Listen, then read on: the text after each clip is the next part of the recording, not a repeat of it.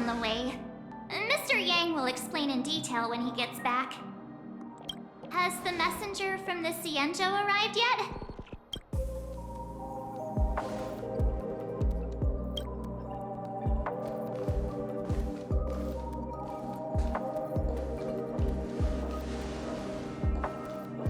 Long time no see, everyone.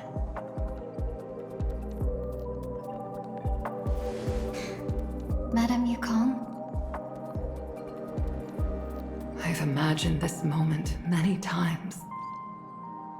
I was worried I might embarrass myself in front of you. I even rehearsed every word beforehand.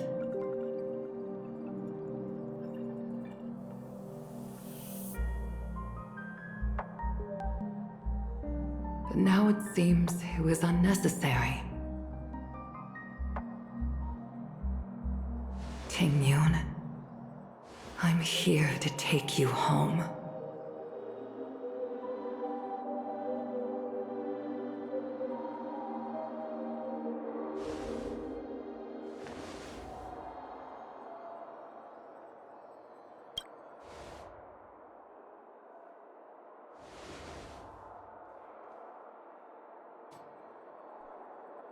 Madame Yukong, I wasn't expecting it to be you. What a wonderful surprise.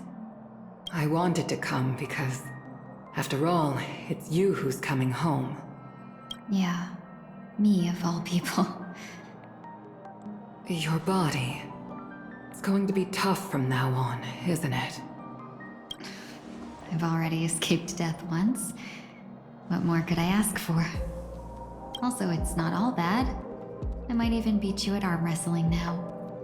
You're still the same, carefree as always. I have a lot I'd like to tell you, but I'll save it for the road.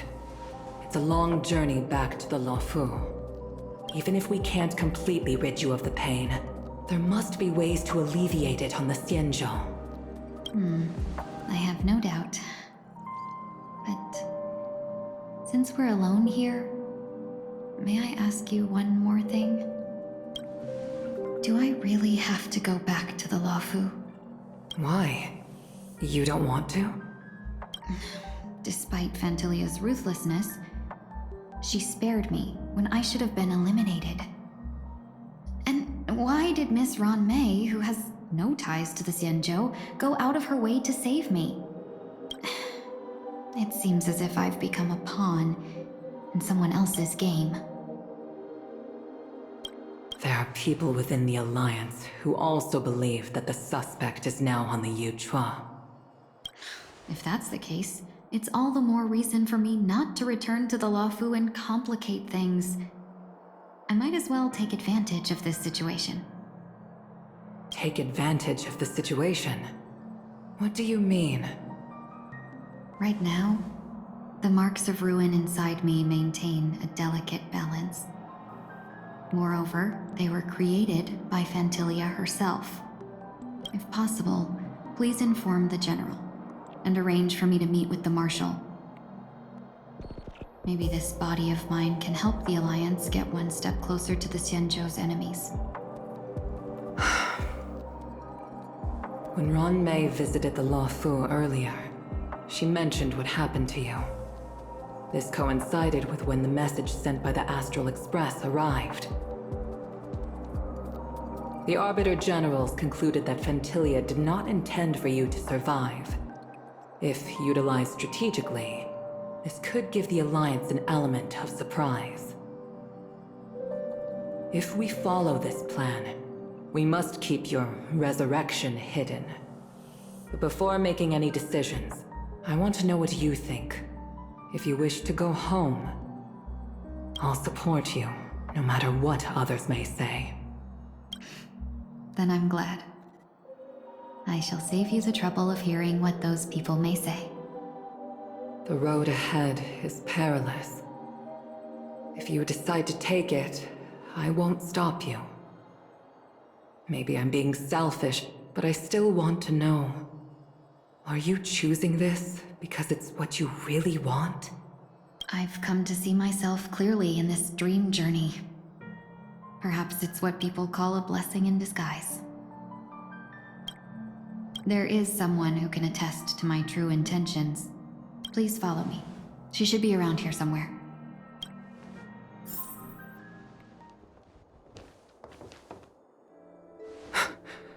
Is that...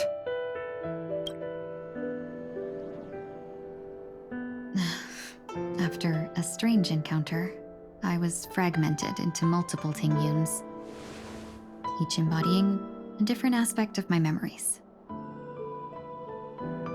And one of them hasn't returned to me, because she ventured too far. Until now. You mean her? What is she doing? She's captivated by something that has deeply mesmerized me. As a fleeting emotion, she's no different from a newborn. Her boarding this ship was solely down to her inner impulse.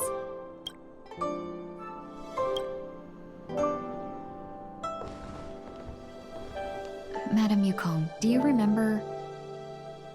Perhaps that was just an ordinary flight for you, but for a certain child, that was her first experience with the sky.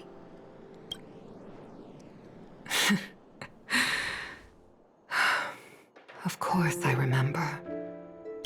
Back then, you were still young enough for me to carry. You probably still can.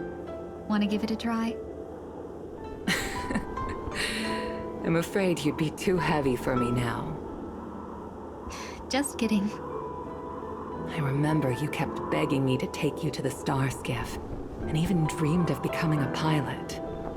But once you were airborne, you were so nervous that you clung to others for dear life. This flight was a turning point in my life. The boundless cosmos unfolded before me. I was completely mesmerized, not just by the view, but by a realization. In this world, there are paths beyond waiting for us to explore. Even though I lacked the talent to pilot the star skiff and wasn't much of a warrior, I still chose to travel around with the Merchant Guild. Even to this day, this thrill still courses through me. That hasn't changed? Never.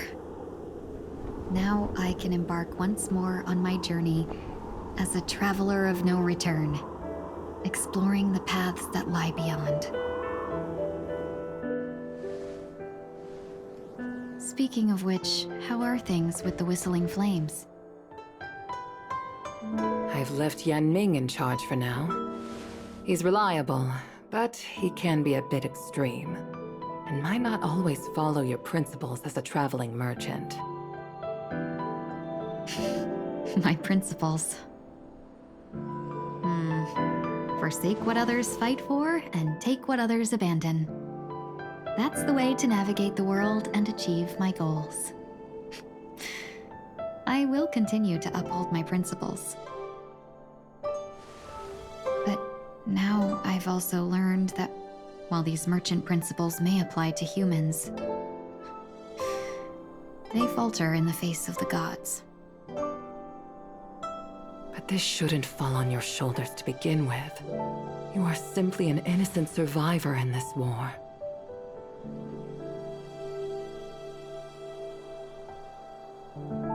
Madam Yukong, you were once a survivor in the war too, weren't you?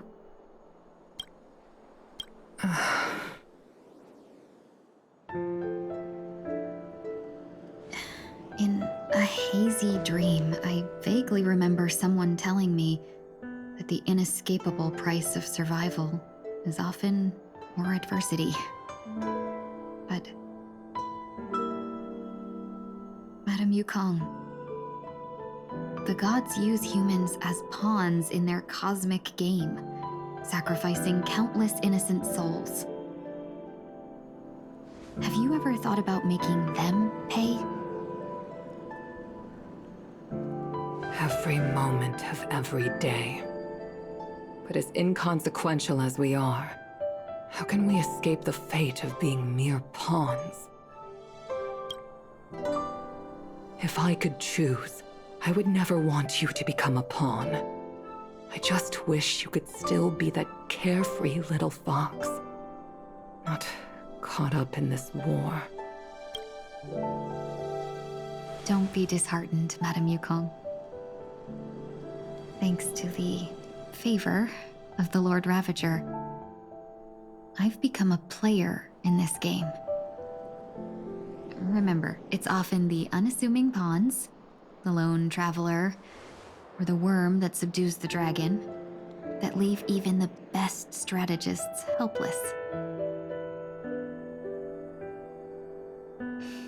So, now I'll become a cunning speck of dust, and make those masterminds behind the curtains sneeze a few times.